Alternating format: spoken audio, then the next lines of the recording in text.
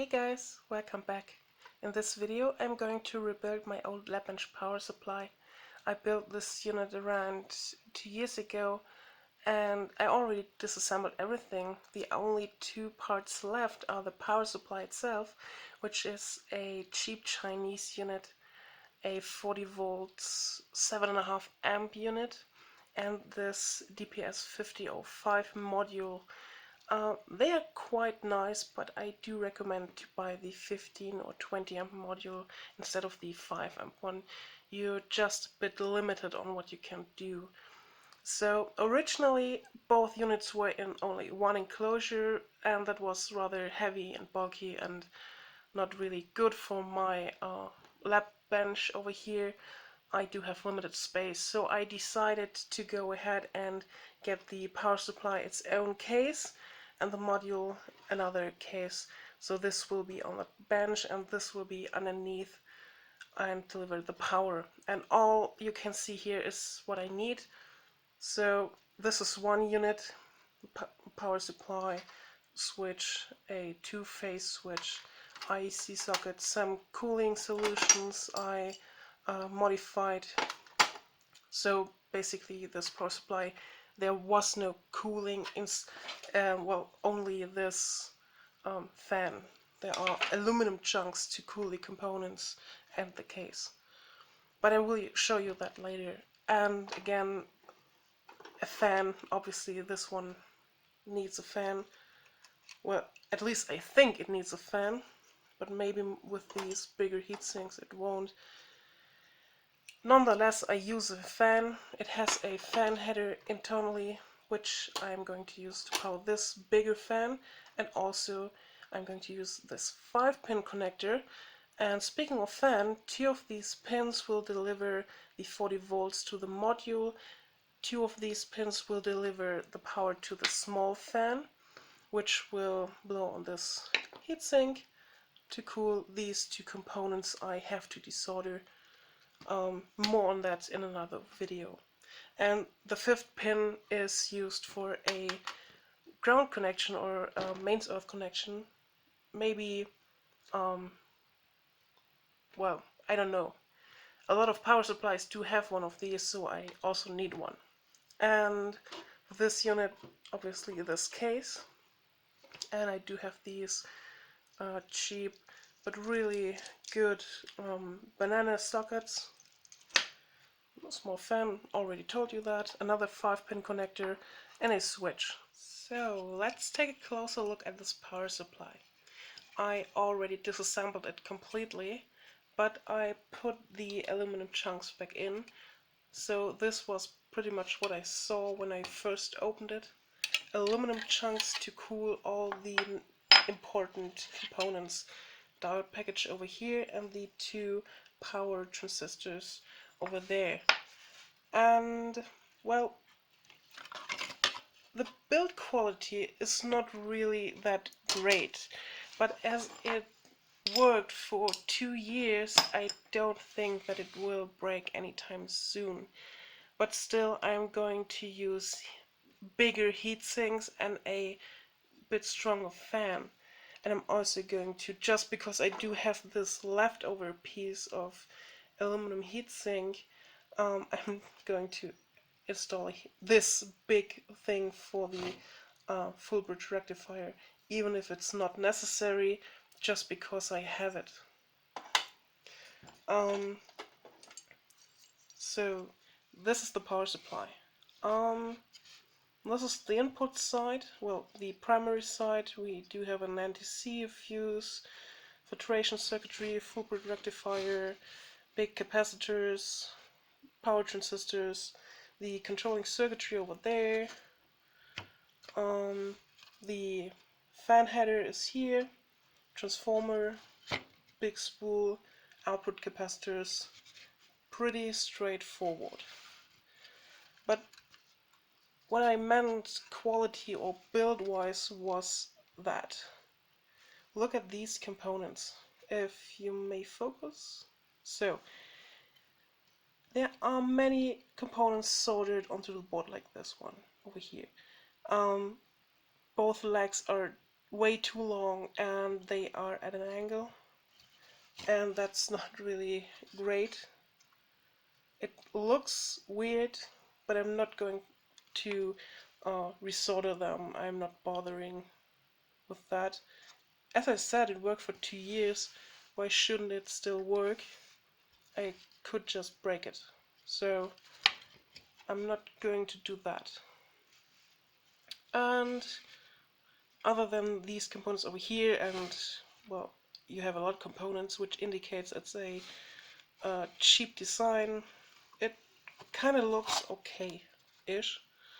The other side looks relatively good, I have to say, except for some of these component legs are a bit too long for my taste. Maybe I'm going to snip them, but it looks okay. I have seen much worse power supplies.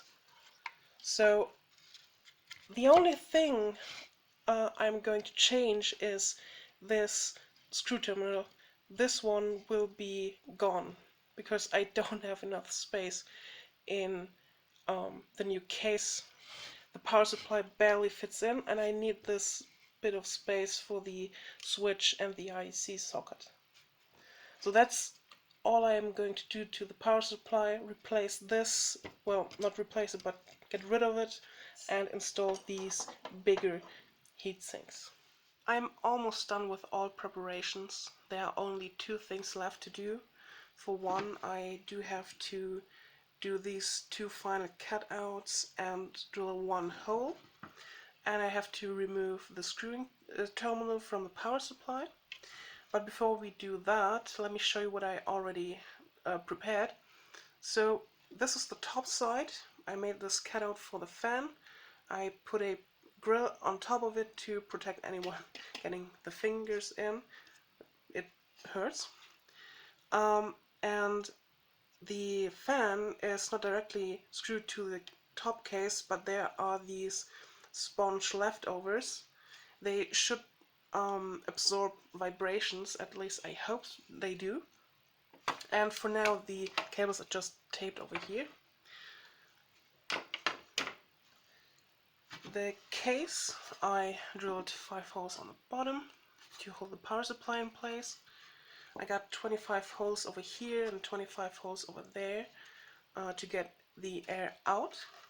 We do have holes over here. These small holes are for holding this heatsink in place, and the bigger hole is for me to be able to reach the screw, so I can tighten down the components to the heatsink. The same goes over here. The bigger hole to tighten down one of these mechanisms and one to hold the heatsink in place, but you will see that later. The way I do these cutouts is relatively simple, and a lot of people do that. I'm going to use a drill and a really small drill bit to, well, drill a lot of holes all the way around, and then use some snips to just snip it and knock it out. Then obviously you have to use some sandpaper, and that's it. So let me show you.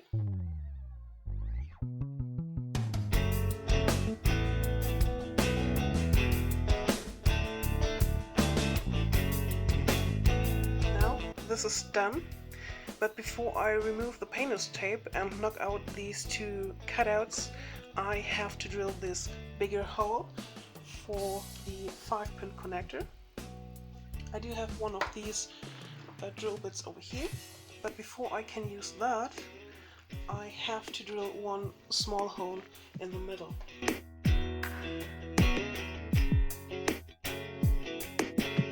Well, it was not really centered, but that's okay. I mean, I used the camera. Well, I have the camera in front of me, which is a bit of a problem sometimes. And I don't know how to open up my drill. That's interesting. Okay, so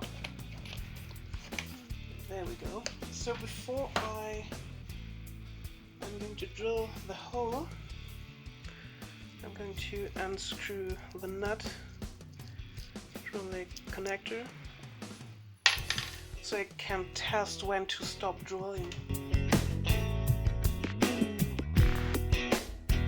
That's interesting. Okay, so that didn't happen for months. Okay, so let's see, maybe it already fits. No, it does not. We have to go one more, which means we have just to finish it.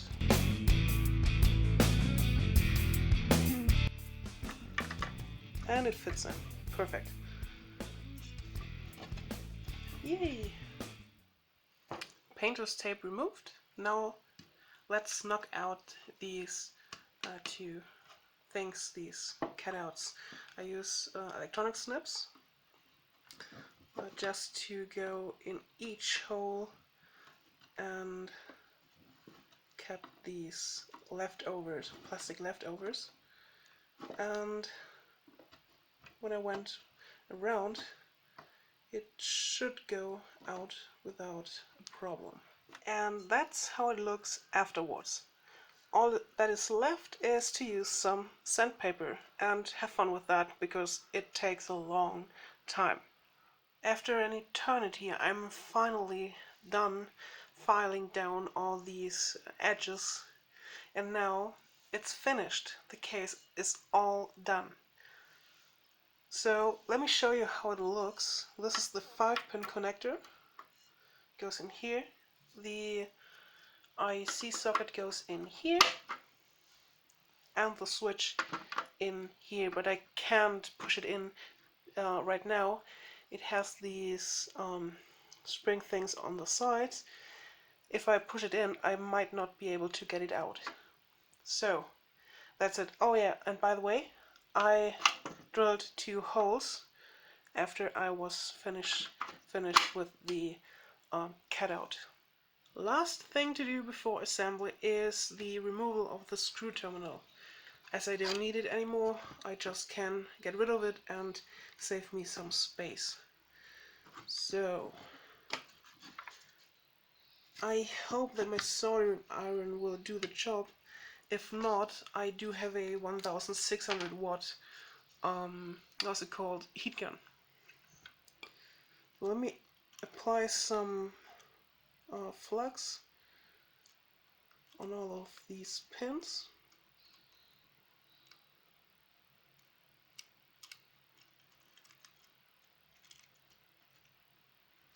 Okay, let's try to heat it up.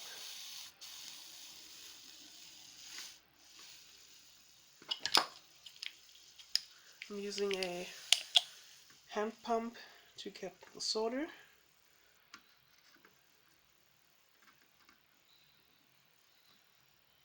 That's a bit difficult.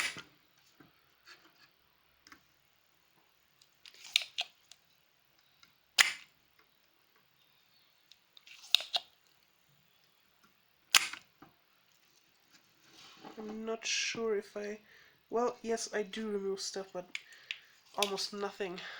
So let me change the camera setup and zoom a bit more into everything. It's a bit far away. I hope that it now works. I just got this spool of solder underneath. I don't know if it works. Let's see. Finally, I got the screw terminal off. Here it is. I had to snip some legs, use a screwdriver and heat everything up at the same time, and I won. But I'm not going to throw this away. It's still good. Maybe I can use it in a future project. And here's the board. The screw terminal is removed, and as I was soldering these holes shut, I'm going to attach only a few cables later on. I thought I might just redo all these pads with a bit of new solder, and did a few joints, did redo a few joints because they were not looking too good, and now I'm completely finished with that. So, next step, assembly. But for that, you have to wait till next week when I will release the second part of this series. So, thanks for watching and see you next time. Bye!